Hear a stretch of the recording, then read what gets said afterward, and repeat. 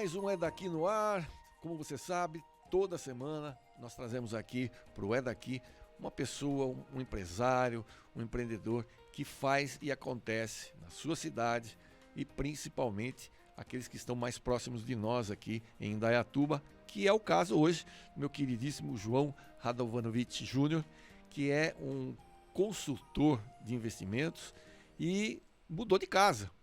Ele estava numa empresa, foi para outra agora, deu um up na sua carteira de trabalho, de produtos a serem oferecidos para a clientela, e hoje ele está aqui para conversar com a gente. João, é um prazer recebê-lo aqui no É Daqui. Ô Jair, prazer é meu, obrigado pelo convite aí, você que é um parceirão, um amigo, e obrigado, satisfação estar com você aqui batendo esse papo. Vamos lá, para a nossa audiência que não sabe exatamente o que faz um consultor de investimentos, eu gostaria que você começasse falando o que exatamente você faz. Certo. Assim, esse mercado está cada vez mais crescendo, né? As pessoas estão começando a se interessar cada vez mais. Antes quando se falava em investimento, se confundia muito poupar com investir, que são coisas totalmente distintas, né? Poupar é uma ferramenta para você investir, né? Porque você pode deixar o dinheiro debaixo do colchão, você tá poupando, né? E o que hoje é o trabalho de assessoria? É justamente ser um guia do cliente para encontrar as melhores aplicações financeiras de acordo sempre com o perfil de cada um, né? E sempre, lógico, buscando melhores resultados para os clientes. É uma assessoria, né? É ajudar o cliente a escolher os melhores produtos financeiros do mercado. E agora, eu até tive a oportunidade de participar de uma reunião ontem com o João, onde ele está hoje numa empresa que tem um time que trabalha essa questão das estratégias de investimento. Eu queria que você contasse um pouquinho para o pessoal aqui como é que funciona isso. Porque até, desculpe, eu não querendo, mas já te interrompendo, você estava numa empresa onde você tinha uma certa limitação para fazer essa operação. Hoje você tem um time que faz a operação de estratégia, executa essa estratégia, além do que você tem um outro leque de opções para oferecer para o cliente. Sim, eu era assessor credenciado no escritório da XP, né? Não tenho nada de ruim para falar no sentido da estrutura, né? Era uma estrutura excelente.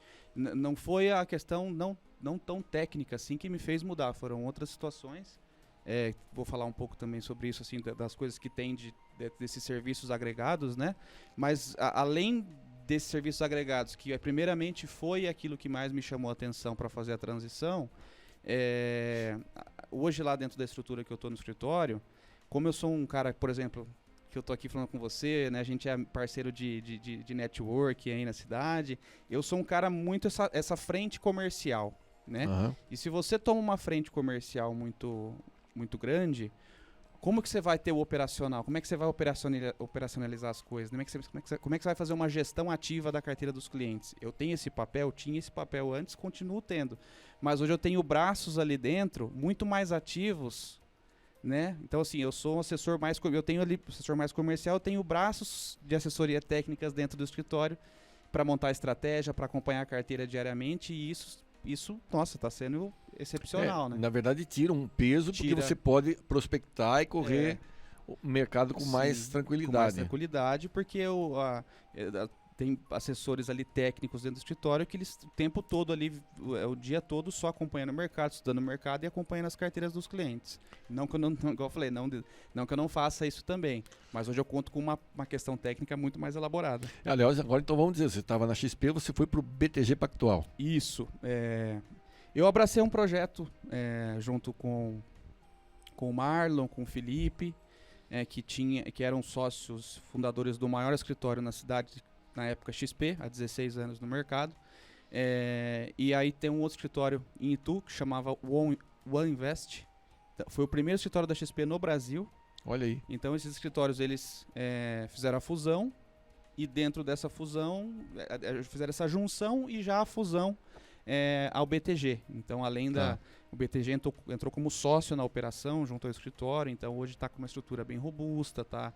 A gente tem frentes, né? Por exemplo, pela XP a gente atuava mais numa frente financeira, aliás, mais numa frente de aplicações financeiras apenas, né?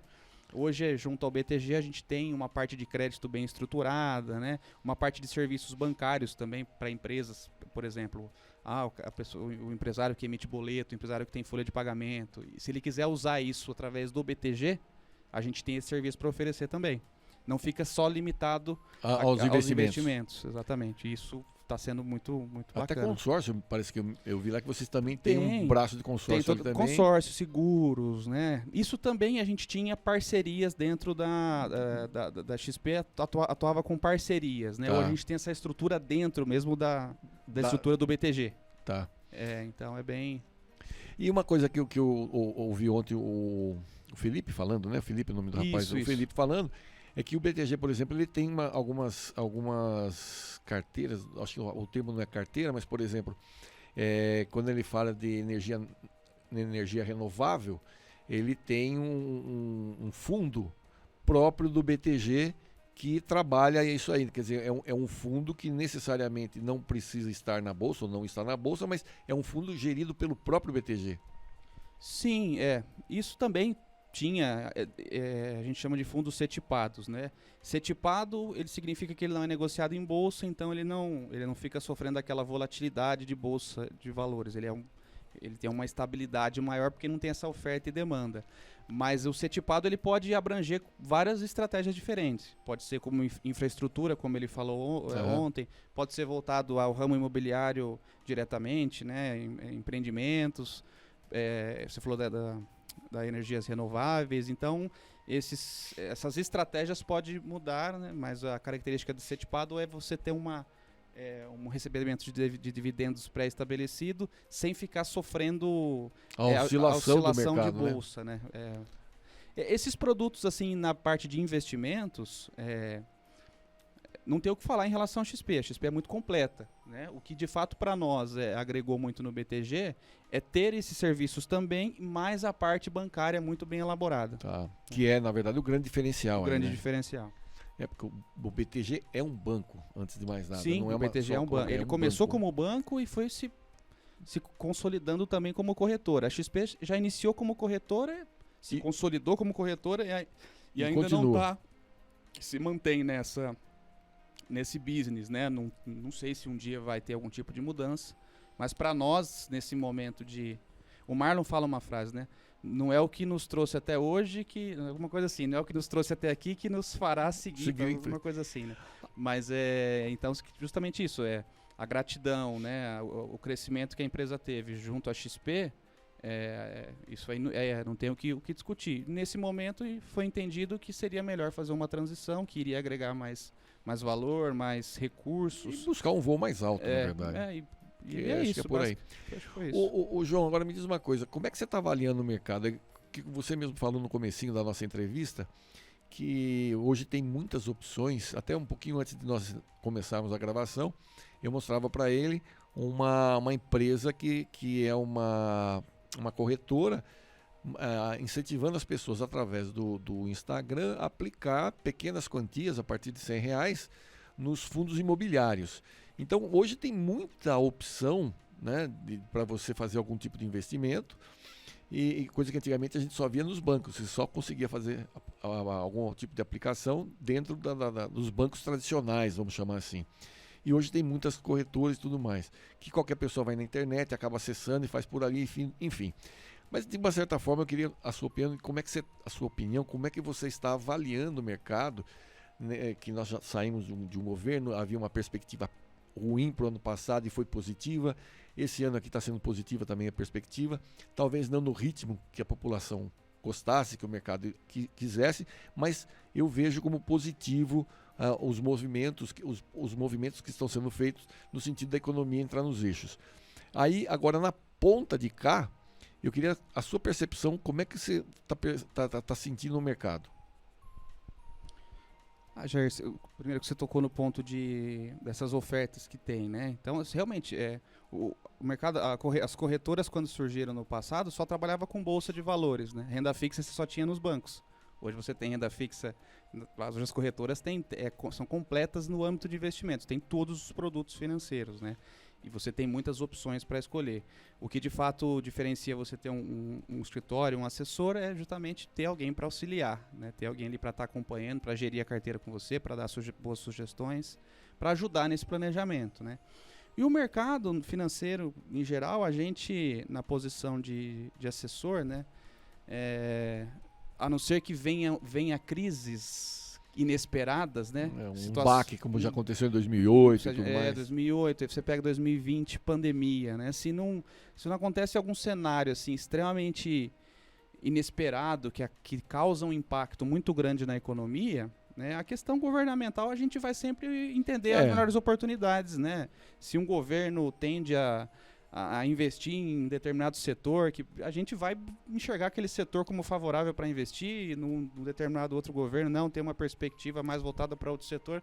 Então, assim, é justamente acompanhar, entender o que está acontecendo, para sempre estar fazendo aportes. Mas eu digo assim, por exemplo, o perfil do investidor, ele está mais conservador em função dessas nuances que a gente está falando aqui, de comportamento de governo, transição de governo, ele está mais conservador, tipo assim, segurando mais, procurando investimentos mais conservadores, ou ele já está mais despojado, vamos chamar assim? Eu diria que a transição de governo é o momento mais complicado, né? Depois que o investidor ele começa a certa forma aceitar aquilo que está acontecendo, entender o que está acontecendo, ele começa a soltar as rédeas novamente. Entendi. Né? Isso aconteceu, vi casos assim. Tem os vieses, né? Tem clientes que têm um viés para um lado, tem clientes que têm viés para outro, mas aquele que se sentiu mais ameaçado com alguma mudança, de fato aquele cliente já quis puxar o freio de mão. E puxou, e agora viu que a coisa começou a andar um pouco mais de novo, vai soltando, vai retomando, né? E eu acho que é normal isso, né? Quando há uma transição, uma mudança drástica, né? De uma postura, um perfil para outro, você segura para ver o que vai ser e depois começa. E agora o que acontece de fato é o seguinte também, né? A taxa de juros está começando a cair, né? Isso favorece, isso é uma forma de retomar o aquecimento da economia, né? Ter juros mais baixos para poder produzir, ter a produção, né?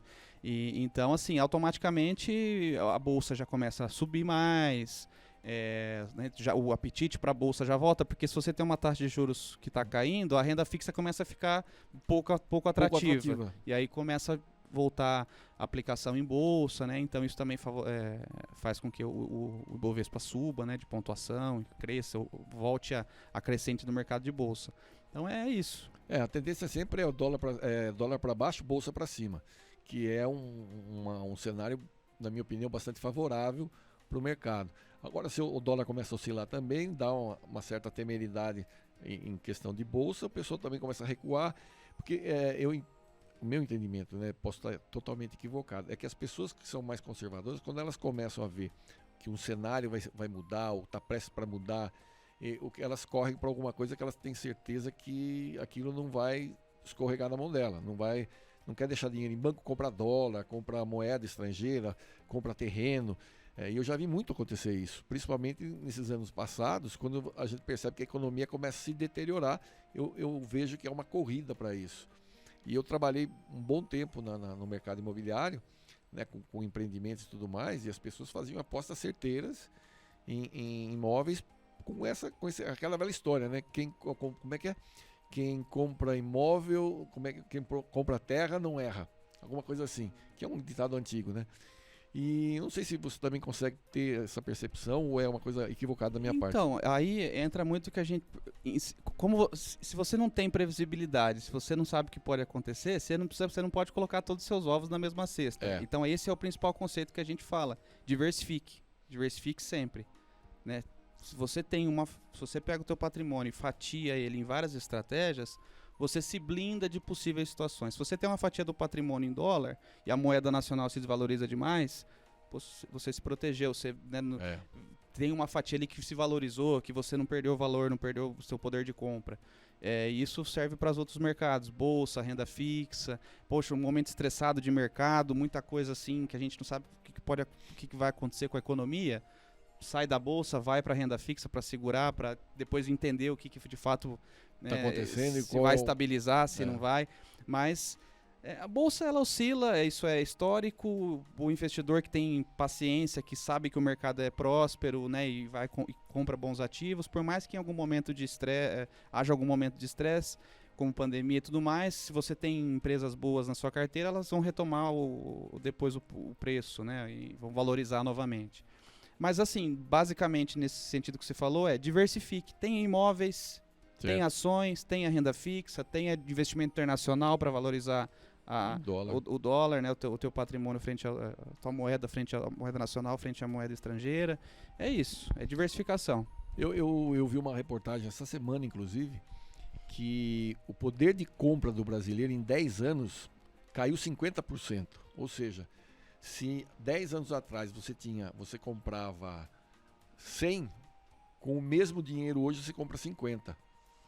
Ou seja, é esse, acho que um grande problema do Brasil é esse, que você nunca sabe quanto que você vai ter de dinheiro amanhã ou depois, e no sentido de preservar o teu poder de compra, né? Diferente, por exemplo, você vai em países da Europa e tudo mais, que você consegue fazer um planejamento de curto, médio e longo prazo sem ter esse receio de que o teu poder de compra seja corroído pela desvalorização da moeda, enfim, por uma série de coisas. E um dos focos principais que o pessoal comentava nessa entrevista que eu vi é que os gêneros alimentícios, que são gêneros de primeira necessidade, que eles acabam também corroendo o salário do trabalhador, o salário das pessoas. Por quê? Porque subiu de uma forma absurda e os rendimentos, o dinheiro, o salário não acompanhou esse processo. Então, é uma situação complicada. O Brasil tem esse problema também. É complicado porque assim também, né? Isso o Luiz Barsi, né, que é o maior investidor de bolsa, fala.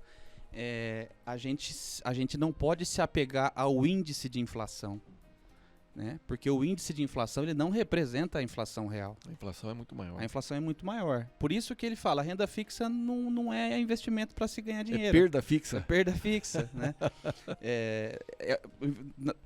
Pode ser assim, uma coisa para você também não deixar de... porque se deixar debaixo do colchão, aí realmente você não vai ganhar nada. Já era, né? Então, pelo menos a renda fixa, você vai ter um reajuste do teu dinheiro de acordo com a taxa de juros anual. Mas, se a gente for pegar na risca o tanto que as coisas sobem, né? O tanto que a inflação... se pegar a inflação real de fato... Falar que o investidor ele tem chance de enriquecer, de alavancar o patrimônio aplicando em renda fixa, não existe. Ele tem que trabalhar com o mercado de renda variável, com ações, construindo patrimônio e fazendo riqueza no longo prazo. Quem quiser procurar no YouTube, procura lá o valor dos carros quando lançou e hoje. E eu vi lá uma matéria que a moça fazendo até uma acusação, uma sátira. Um Uno Mille, quando ele foi lançado, ele custava R$8.000. Hoje... O mesmo carro mais barato está na faixa de 70, 80 mil reais. Quer dizer, é uma coisa absurda. Eu me lembro que quando lançou o Ford Ka, que veio, bem dizer, substituir o Fusca, o Ford Ka custava R$9.000, né? E era um carro, nossa, era top. E para nós aqui no Brasil, né? Porque ele já era um carro produzido na Europa, enfim, vamos lá. E custava R$9.000. Hoje, um Ford Ka, eu vi anunciado recentemente aí, 70 a 80 mil reais, e assim, simplinho, como era o anterior. Mas, se você parar para ver, nos outros países, pelo menos Europa, Estados Unidos, o preço do carro não ficou tão discrepante de um período para o outro, né? Num período curto, diga-se de passagem. E aqui tem essa discrepância. Então, dando um exemplo do carro, tudo mais acompanhou, acho que o mesmo, se não na mesma proporção, o mesmo ciclo, o mesmo sistema. Sem dúvida, e imagino, né, que pra gente pegar, por exemplo, a gente pegar a questão dos imóveis, né? Poxa, hoje, pelo menos aqui na nossa região, né, que tá muito inflacionado, e aí tende a causar uma bolha, porque como que, né, de repente um jovem que está iniciando a carreira no mercado de trabalho, por mais que tenha um bom emprego e tudo mais, como que essa pessoa compra uma casa hoje? Não consegue comprar, não tem como nos preços que estão, né? Isso tende a, de alguma maneira, não sei, falar de uma crise, talvez não chegue a tanto. Mas eu falo por mim, eu construí minha casa recentemente, tô com medo de daqui a pouco ter que vender ela num preço que eu não diria que eu perderia valor, mas do que eu gastei, do que chegou a valer no período que eu ainda estava construindo ali, as análises estavam sendo feitas de mercado. É muita coisa. Eu não sei se consegue se sustentar por muito tempo, né? Eu vou dar um outro exemplo que eu vi esses dias aqui, conversando com um amigo meu esses dias. Ele mora num condomínio fechado, um condomínio aqui próximo, e ele me disse o seguinte, que a questão de uns 10 anos, ele comprou uma casa, tinha acabado de comprar uma casa dele, ele pagou R$196 mil na casa, uma boa casa no condomínio. Hoje essa mesma casa está valendo pelo menos R$1,5 milhão.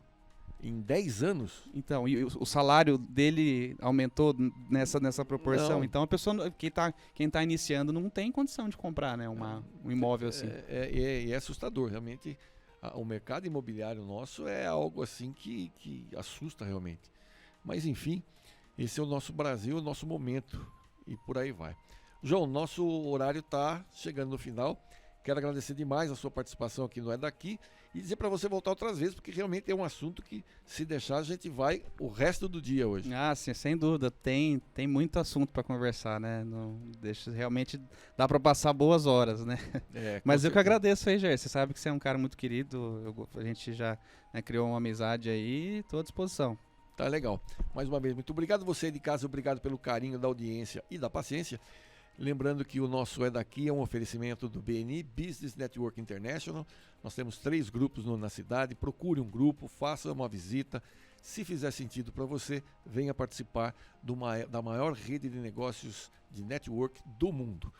Fique com Deus, muita paz e até o nosso próximo É Daqui.